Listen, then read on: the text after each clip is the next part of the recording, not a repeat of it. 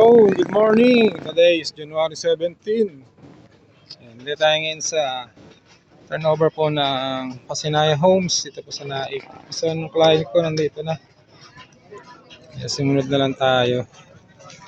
Ayan, napakadami. Oh. Lahat po yan is for turnover po ng susi para sa kanilang bahay sa Pasinaya.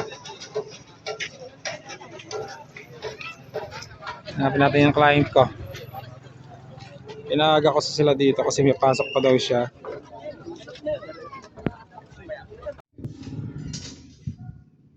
Ayan. Dito na tayo sa unit na client. Ayan, ang pinili ko sa kanila is Block 153 Lot 26 Main Road po. Ayan, napakalaki na kalsada.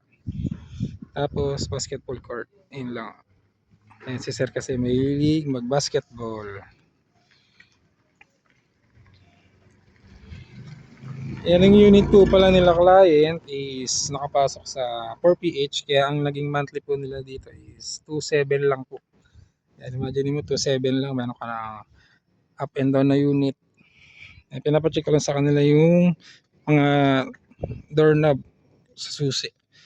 Ayan. Ito po yung unit nila client.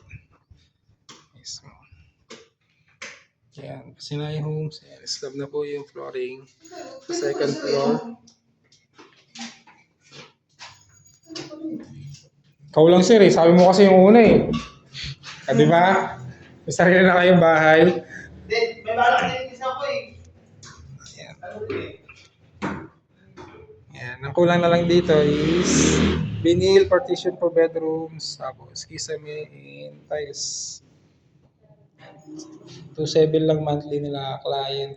Nagpa-reserve lang pa sila. Sa akin is last year lang. Wala pang isang taon.